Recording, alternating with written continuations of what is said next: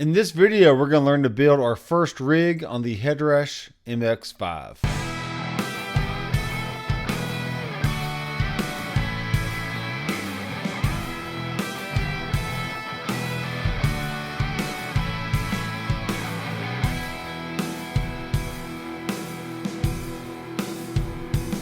Hey guys, I'm Dr. Mcfarland and I'm excited to be back in another video.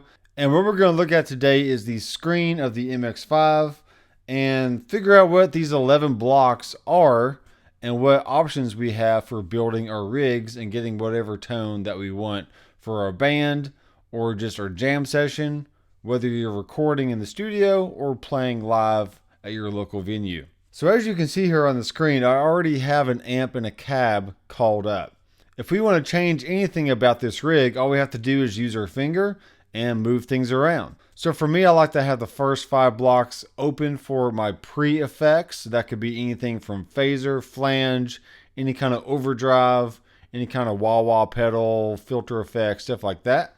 So I'm going to go ahead and move my amplifier over to the second row of blocks. I'm going to go ahead and move the cab right after it. Okay, so this allows us to have space before the amp and after the amp, so that way we can get whatever sound that we want. So I'm going to keep things real simple in this rig, and I'm going to click on a block, and let's go down to Dynamics and EQ, and I'm going to click on the Dyne Comp 3. And you can choose any of these presets that you want, but let's just go ahead and choose our default. And there we go. Now to edit this block, all you have to do is double tap. And now we see with this compressor, we have a threshold, attack, gain, ratio, release, and knee. Now I must confess this is a little over some people's heads having all these parameters, but this is more of a studio style compressor. And once you get the hang of what the parameters do, I think you'll enjoy it a lot. So for me, let's go ahead and bring the threshold all the way down. And we'll turn the ratio to a fairly low level, maybe 2:1. Set the release all the way down. Have the attack time be up a little bit, maybe in the 15 to 20 area, somewhere around there. And what's cool about the MX5 is you can take these parameters and use your finger to slide it back and forth. Or you can just tap and you can use the encoder to change your parameter. But let's go ahead and move on to a different effect, and let's move the compressor to the front. And now let's add in a tube screamer, which in this case is a green JRC. And most of the time I like my drive all the way down, my level all the way up, and the tone at 50%. Now we do have colors down here to change the color of your effect. And since we are using a tube screamer, I'm going to go ahead and make it green.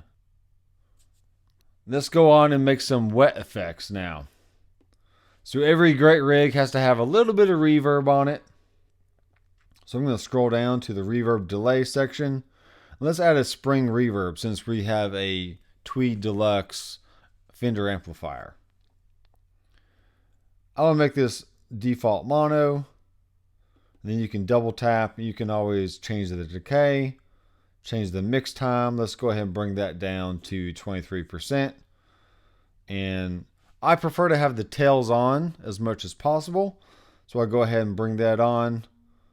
Let's make the width 100%. And let's keep it just like that. Let's go ahead and add some delay. And we'll do a tape echo.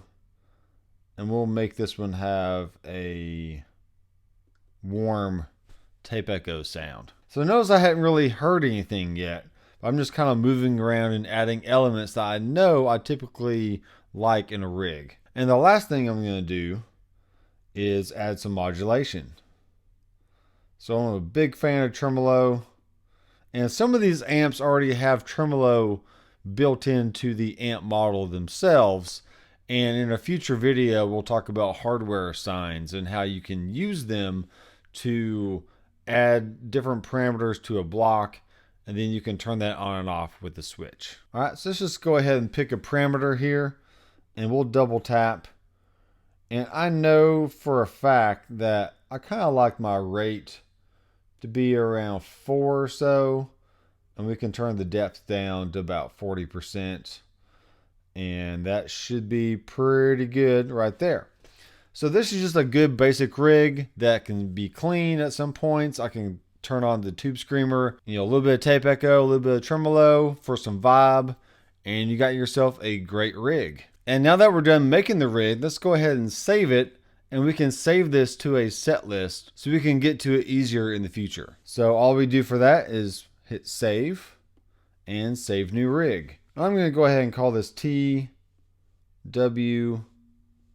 Basic. Okay, so to make a new set list, all we have to do is go to our 3 lines up top.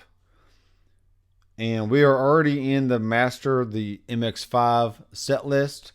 So that's already pretty easy. But if we want to make a new one, we could just do that. I'm going to use the magnifying glass to look for my rig I just made. And there's my TW Basic right there.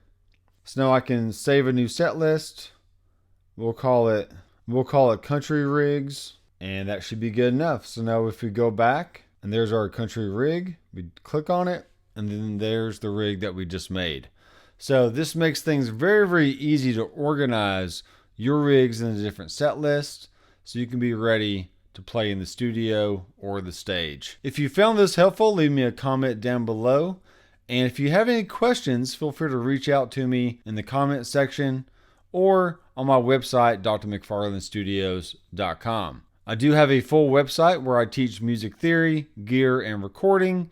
And more specifically about the Headrush, I have a Headrush tone sculpting course and also Headrush tone sculpting rigs that you can download every month. So once again, I'm Dr. McFarland, and I will see you in the next video. Keep rocking.